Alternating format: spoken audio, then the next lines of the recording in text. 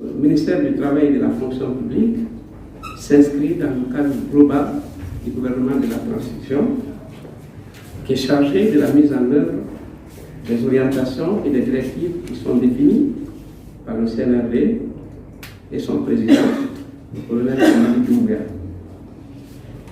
Il y a 5 axes sur lesquels le gouvernement, le CNRD sont en train de travailler pour réaliser la refondation de l'État. Il y a la rectification institutionnelle, il y a le cadre macroéconomique et financier, il y a le cadre légal et de gouvernance, l'action sociale, l'emploi et l'employabilité, ces derniers cadres dans lesquels le ministère du Travail et de la fonction publique se retrouve, et enfin, le cadre des infrastructures et de l'assainissement urbain, et si vous voulez, de l'habitat. Ça, ce sont les 5 grands axes de notre action gouvernementale. Mais il y a des objectifs particulièrement assignés au ministère du Travail et de la fonction publique, en 4 points résumés, notamment la promotion de la bonne gouvernance, de l'éthique et du comportement vertueux des agents de l'État. En 2, les réformes institutionnelles et administratives qui devaient aboutir à l'élaboration d'un manuel de procédure de gestion du ministère du Travail et de la fonction publique. En 3e lieu, la formation et le perfectionnement des agents de l'État, donc le renforcement des capacités des agents de l'État pour faire de l'administration publique guinéenne, en tout cas, une référence, une administration performante et efficace. En 4e point, il y a la réalisation des infrastructures pour, si vous voulez, rendre plus agréable le cadre du travail, l'environnement du travail du ministère du Travail et de la fonction publique. Il y a également, au niveau de ces éléments, des objectifs très clairs et spécifiques qui nous ont été assignés dans la lettre de mission, notamment l'assainissement du fichier de la fonction publique, en faisant en sorte que le système actuel de gestion soit sécurisé. Et deuxième objectif spécifique, mettre en place un processus de recrutement juste et équitable de nouveaux agents en fonction des besoins et des disponibilités budgétaires. Également, développer ou mettre en place un programme équitable et inclusif des stages et des promotions de l'emploi pour les diplômés et chercheurs d'emploi, renforcer la gouvernance des sociétés d'État et des EPA, vulgariser et faire appliquer le code de l'agent public.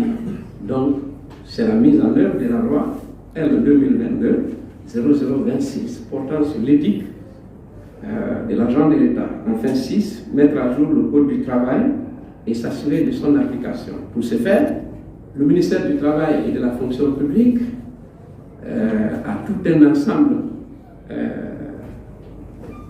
de services, de directions d'EPA, notamment pour ce qui concerne les EPA, celui qui nous abrite maintenant, l'AGI, qui est chargé de la promotion de l'emploi.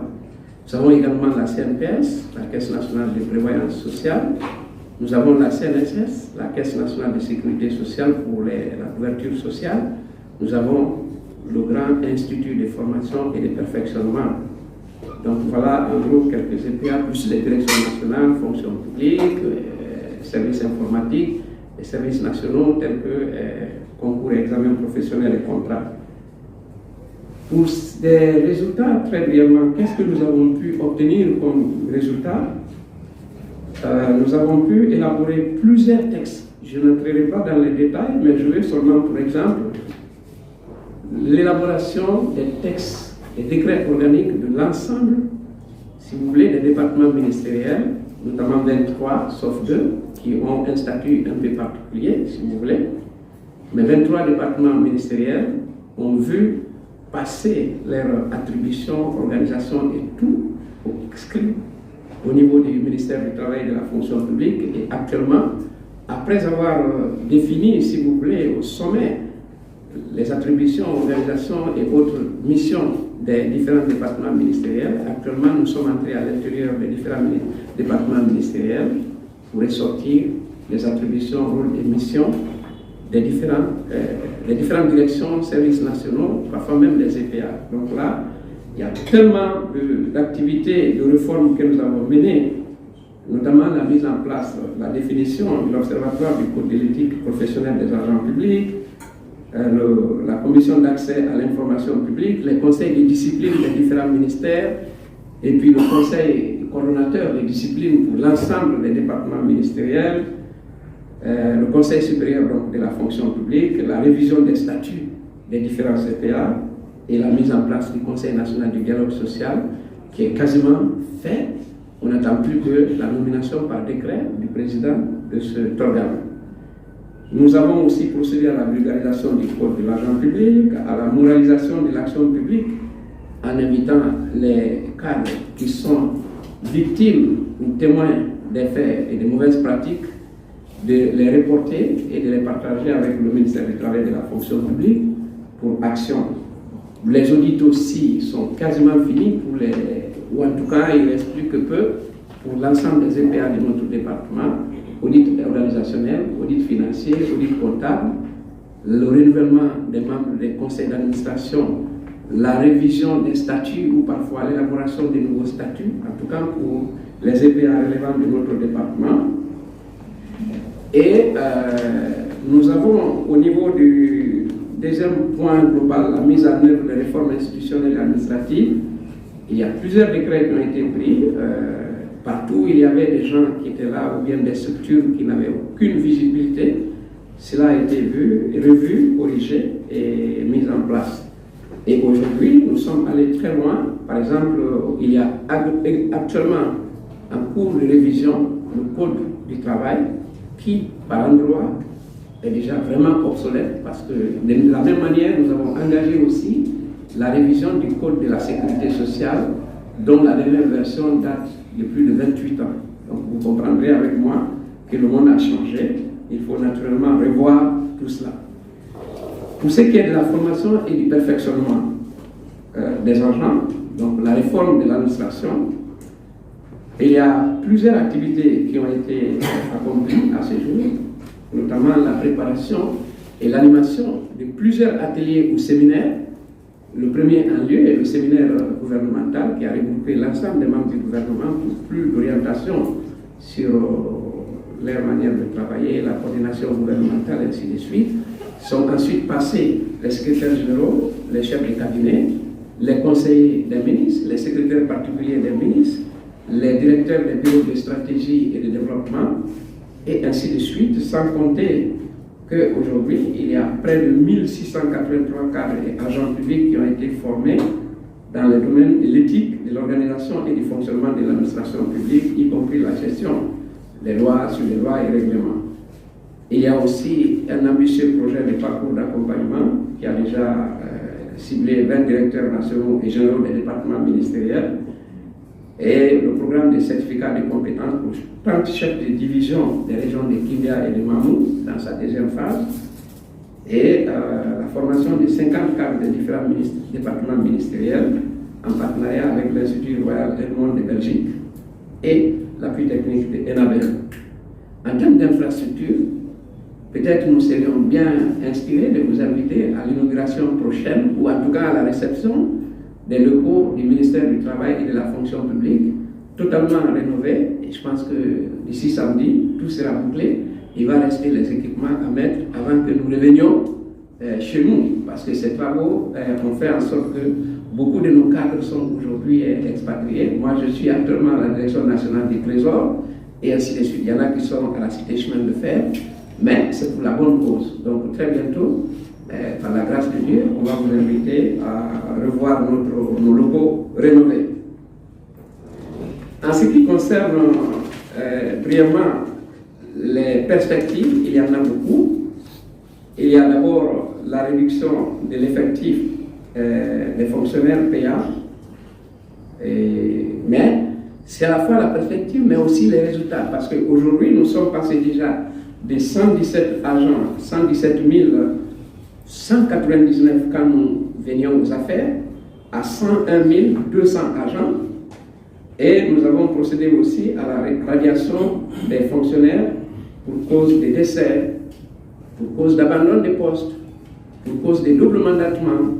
Pour cause des décès, c'est la logique mais ce qui ne s'est pas du tout appliqué avant que l'équipe que vous voyez aujourd'hui ici ne voyez pas seulement les deux qui sont autour de moi, mais tous les cadres du ministère contribuent énormément à la réalisation des activités et de la mission qui incombe le ministère du Travail et de la fonction publique. Nous sommes une équipe. Et bon, s'il était possible, un jour, nous vous inviterions à nos réunions du conseil des cabinets où ça chauffe, bon, dans le bon sens, quoi. Donc, c'est un travail d'équipe et nous le faisons. Maintenant, je parlais des perspectives. Aujourd'hui, nous sommes sur la trajectoire pour le projet d'audit de fusion des deux fichiers. Fichier solde et domicilié au niveau du ministère du Budget et fichier de gestion de l'administration domicilié chez nous. La Guinée est l'un des rares pays au monde où on se retrouve avec 2 ou 3 fichiers qui ne se parlent pas. Alors donc nous allons devoir les harmoniser, les mettre ensemble et en opérant aussi un audit et qui va être couronné l'opération par la biométrie générale des agents de l'État. Nous avons aussi pour ambition de faire la digitalisation du système de délivrance et de gestion des visas, des permis de travail pour les travailleurs expats. Et ça, c'est domicilié au niveau de ces EPA à Guy. Nous allons lancer très bientôt l'élaboration du manuel de procédure du ministère du Travail et de la fonction publique. Nous allons engager la formation à titre expérimental, donc la phase pilote de 60 jeunes cadres à partir de janvier 2003 en tant que formation initiale spécifique qui va être différente de ce que nous faisons actuellement au niveau de l'Institut national de formation qui est quand même juste une formation continue. Là, ça va être une promotion de 60, 30, 2 classes expérimentales. Nous sommes en train de nous préparer intensement. Projet d'appui aussi au perfectionnement de l'administration publique qu'on appelle PAPA en partenariat avec l'AFD à l'intention de 600 chefs de division et chefs de section à partir de novembre 2022. Ça devrait commencer. Redéploiement des effectifs de la fonction publique, les non postés et consorts. Une fois que le travail qui a été assigné au DRH au niveau de l'intérieur et à Conakry aura été achevé, c'est-à-dire déterminer les besoins et les excédents à leur niveau et nous transmettre les résultats pour que les excédents aussi, qui sont nombreux, les non postés, qu'on retrouve surtout à Conakry et environ, soient appelés à être déployés à l'intérieur du pays sur la demande de leur propre demande, parce que nous leur avons dit qu'ils ont jusqu'à 3 postes à demander, 3 préfectures si vous voulez. Moi je suis non posté, je peux demander de servir à Mamou, à Youmou ou à Kundara, par ordre de préférence. Donc en fonction de l'équilibre que nous allons créer dans le mouvement des personnels, vous irez à Mamou, votre premier choix, ou à Youmou ou à Kundara, selon les disponibilités et les nécessités des services. Il y a également la mise en place de la gestion prévisionnelle des effectifs et des carrières, qui commence déjà, qui est très avancée, parce qu'actuellement, l'élaboration du répertoire des compétences et des métiers est très avancée. Je crois qu'il manque carrément l'atelier final de concertation avant de sortir la première mouture du document. Bon, c'est la même chose aussi pour le code du travail. Il reste l'atelier final aussi des principaux acteurs. Et puis, nous sommes juste dans le processus de recrutement du consultant pour le code de la sécurité sociale. Je crois que le délai est arrivé à terme avant-hier ou hier. Et donc, on va débrouiller et voir quel est le résultat, qui va être retenu comme consultant pour conduire le travail. Donc voilà, il y a aussi l'élaboration de la grille de rémunération des emplois supérieurs de l'État. Pour ceux qui ne le savent pas, les salaires actuels, c'est vrai que nous sommes l'État, nous ne pouvons pas compétir avec le secteur privé, ni les agences du système des Nations Unies, mais il va falloir quand même relever un peu notre ambition en termes de traitement des agents de l'État et du niveau vraiment de grande compétence. Maintenant, il y a 2 actions sur lesquelles nous n'avons pas encore commencé, mais dont le démarrage est imminent. Il s'agit de la mise en place d'un processus de recrutement juste et équitable des nouveaux agents à la fonction publique en fonction des besoins et des disponibilités budgétaires. Donc, en fonction des besoins et des disponibilités budgétaires, mais cela est assujetti à l'atteinte des résultats remarquables dans l'assainissement du fichier. C'est la condition sine qua non. Et puis, il y a la mise en place du programme équitable et inclusif des stages et des promotions de l'emploi pour les diplômés et chercheurs d'emploi. Là, maintenant, la base est en train d'être revue et toilettée au niveau de la GUI pour ouvrir une plateforme vraiment transversale à tous, pour que les gens se logent dedans et ils reçoivent des alertes au fur et à mesure qu'il y a disponibilité d'emploi. Bon, nous n'avons pas, enfin, avant de terminer, si vous voulez, cette revue synoptique, manqué de parler de la révision de la politique nationale de l'emploi, quasiment terminée, et de la révision de la politique nationale de la santé et de la sécurité au travail. Enfin, il y a beaucoup de constructions qui sont envisagées et des équipements à l'horizon 2023, notamment les sièges nationaux et régionaux des services du ministère du Travail et de la fonction publique, et notamment la construction de l'Institut national de formation et de perfectionnement, soit à Kabelin, soit à Kenende, à Dubreka, parce que nous avons deux sites. Nous avons déjà visité d'ailleurs le site de Kenende. Et le siège de la CNPF, la première pierre a été posée, vous le savez, le siège de l'IGT, le bâtiment que vous voyez qui commence à chantier en face de ces locaux, le siège des services régionaux, donc les DRH, les IRAP, les inspections régionales de l'administration publique et les IRT, les inspections régionales du travail.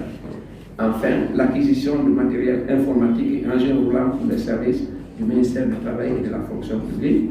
Et le clou, ce qui va beaucoup rendre fluide la circulation, le suivi, le traitement des dossiers entre le ministère du Travail et de la fonction publique et les usagers des services publics, c'est vraiment la sortie très prochaine ou l'opérationnalisation très prochaine de la plateforme Allo Fonction publique qui va être mise à la disposition des usagers, de telle sorte que si vous avez un dossier, il suffit d'entrer dedans et de faire le suivi, vous n'avez pas besoin vraiment forcément de vous déplacer.